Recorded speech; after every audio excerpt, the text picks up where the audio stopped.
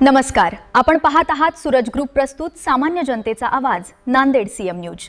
पाहुयात आजच्या काही ठळक घडामोडी।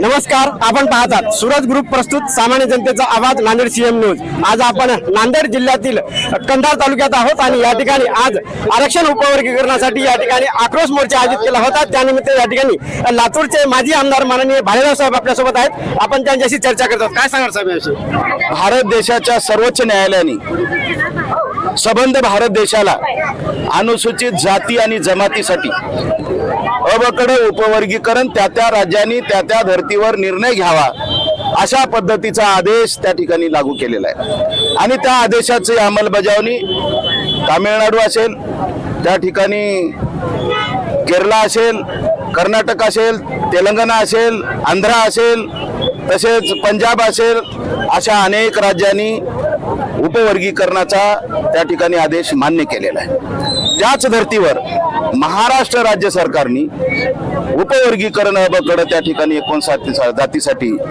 जे आदेश दिलेले आहेत ते लागू करावा अशा पद्धतीची आज मागणी या ठिकाणी कंधार तालुक्यातून सामाजिक कार्यकर्त्याच्या वतीने करण्यात आलेली आहे। ही तात्काळ अंमलबजावणी व्हावी यासाठी आमच्या सर्व आया बहिणी, सर्व सामाजिक कार्यकर्ते एकत्रित आलेले आहेत। यामध्ये प्रामुख्याने सर्वच 59 जातीचे सामाजिक कार्यकर्ते आज रोजी उपस्थित आहेत। या ठिकाणी आज कंधार शहरामध्ये सकल मातंग समाजाच्या वतीने या ठिकाणी आक्रोश मोर्चा या ठिकाणी आयोजित केला होता। त्यानिमित्त या ठिकाणी आपण चर्चा करतो। या ठिकाणी नॉन क्रिमिनलचा देखील विषय निघाला होता। नेमकं काय आहे? नॉन क्रिमिनल जर लागू केलं तर निश्चितच काही उपेक्षित वंचित समाज घटकातील थोडेफार जे बोटावर मापता येईल अशा पद्धतीचे जे कर्मचारी वर्ग आहे त्यांच्या मुला मुलींना शिक्षणापासून नोकरीपासून निश्चितच त्या ठिकाणी पिछाट होऊ शकते। म्हणून राज्य सरकारला माननीय मुख्यमंत्री देवेंद्रजी फडणवीस साहेब असतील, उपमुख्यमंत्री एकनाथजी शिंदे साहेब असतील यांना माझी विनंती आहे की नॉन क्रिमिनल हा कायदा उपवर्गीकरणामध्ये लागू करू नये ही विनंती आम्ही करत आहोत। या ठिकाणी या अबकड वर्गीकरणाला बऱ्याच जणांचा या ठिकाणी विरोध आहे। म्हणजे आपले मोठे भाऊ असतील, त्यानंतर आपल्या समाजातील देखील बरेच कार्यकर्ते असे आहेत की त्यांना या उपवर्गीकरणाचा विरोध आहे। याबद्दल तुमची काय प्रतिक्रिया? खरं तर उपवर्गीकरणासाठी विरोध करण्याची काहीच आवश्यकता नाही। आमचा मोठा भाऊ म्हणून पूर्वाश्रमीचा महाराजचा नवबौद्ध बौद्ध यांनी चंग बांधलेला आहे की उपवर्गीकरण होऊ देणार नाही, कारण त्यांनी आता त्यांची सुधारणा झाली अशा पद्धतीची ते भूमिका घेत आहेत। खरं तर ते अशा पद्धतीने आम्हाला सांगतायत की तुम्ही हिंदू धर्मामध्ये त्या ठिकाणी आजतागात जीवन जगताय म्हणून तुमचा सर्वांगीण विकास झाला नाही, तुम्ही शिक्षण घेतलं नाही। मला ते वाटतं फक्त हिंदू धर्मातल्याच अस्पृश्य असलेल्या, अंधश्रद्धेत दडलेल्या याच समाज घटकाचा फक्त आणि फक्त शेड्यूल कास्टमध्ये आणि शेड्यूल ट्राईबमध्ये त्या ठिकाणी वर्णी लागलेली आहे, म्हणून त्या ठिकाणी कायदा झालेला आहे। आणि त्या कायद्याच्या अंतर्गत जर तुम्ही त्या ठिकाणी विकसित झालात अशा पद्धतीची जर भूमिका तुम्हाला वाटत असेल तर मग तुम्हाला आरक्षणाची आवश्यकताच नाही। मग ज्याला आवश्यकता आहे, जे उपेक्षित घटक आहे त्यामध्ये विशेष करून मातंग समाज अग्रेसर भूमिकेने मागणी मांडत आहे, मग होऊ दे ना त्यांचा विकास। कशासाठी विरोध करताय, कशासाठी एवढी आगपाकड करताय? माझी विनंती आहे तुम्हाला, तुमचा जर सर्वांगीण विकास झाला असेल, तुमचे जर डॉक्टर, इंजिनियर, जर तत्वज्ञानी सगळेच झाले असतील तर मग तुम्हाला आरक्षणाची गरजच नाही। आमचे जे उपाशी लोक आहेत त्यांना शिक्षणाची गरज आहे, त्यांना नोकरीची गरज आहे। मग त्यांनी जर मागणी करत असेल तर मोठ्या मनाने तुम्ही बिनधास्त द्या म्हटलं पाहिजे, मग विरोध कशाला करताय? मग एकीकडे मुंह में राम बगल में छुरी अशा पद्धतीची जर वागणूक करत असाल, तोंडाने तुम्ही बौद्ध म्हणताय, बौद्ध धम्माची दीक्षा बाबासाहेबांनी घेतलेली आहे, तथागत गौतम बुद्धाचे जे विचार आहेत, प्रज्ञाशील, करुणा, या 3 तरी शब्दाचा अर्थ कळून घ्या की त्या शब्दामध्ये काय ताकद आहे। बाबासाहेबांनी जो धम्म स्वीकारलेला आहे अशासाठीच धम्म स्वीकारला का? अशाच पद्धतीने तुम्ही एखाद्या जातीवर टार्गेट करण्याचं काम करता का?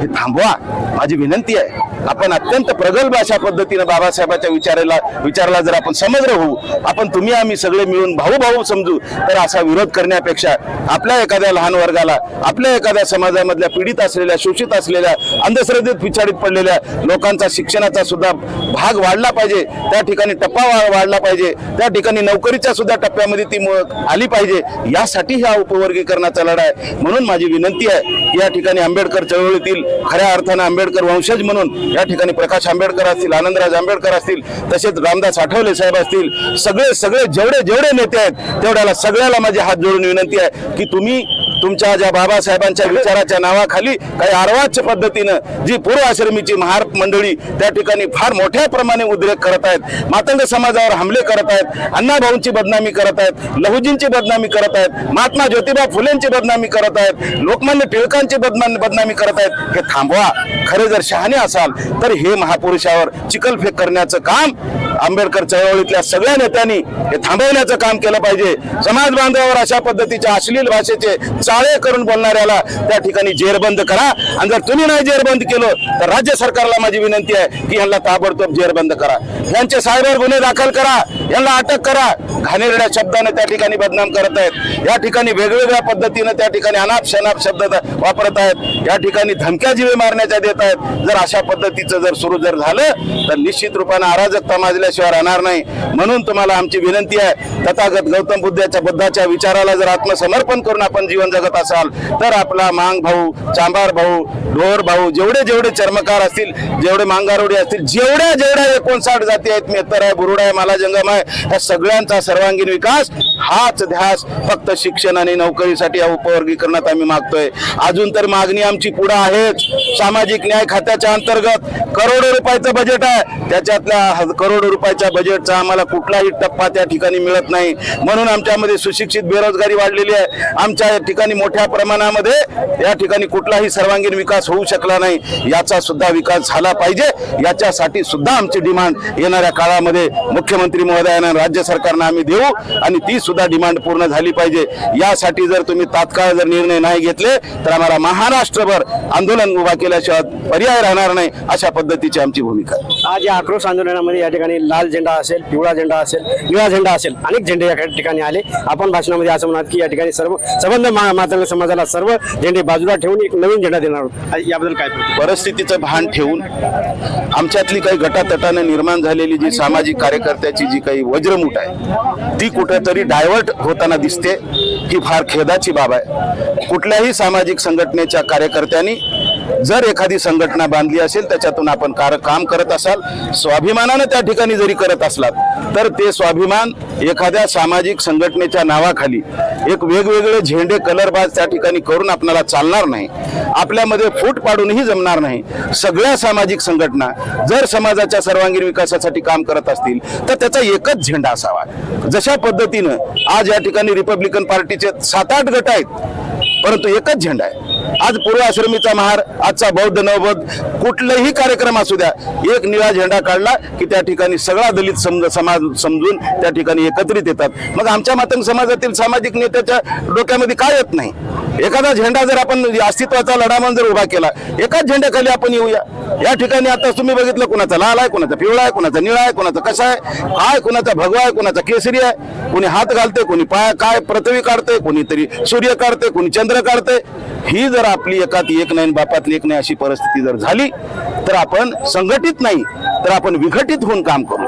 तुमचे आमचे सगळे पदाधिकारी, हे जिल्हा प्रमुख ते म्हणतोय, तो जिल्हा प्रमुख मोठा, हा म्हणतोय मी जिल्हा प्रमुख मोठा, अशी जर चळवळ जर गटातटानं विभागली तर समाजाच्या न्यायाला हक्क मिळवण्यापेक्षा तुम्ही समाजामध्ये दुटप्पी धोरण वापरू शकताय. म्हणून समाजाचा घात होऊ शकतो. समाज एक संघ होण्यासाठी अडथळा निर्माण होऊ शकतो. हा अडथळा दूर करायचा असेल तर एका झेंड्याखाली आता आम्ही असतो ना, अस्मितेचा झेंडा म्हणून आम्ही तुम्हाला देऊ.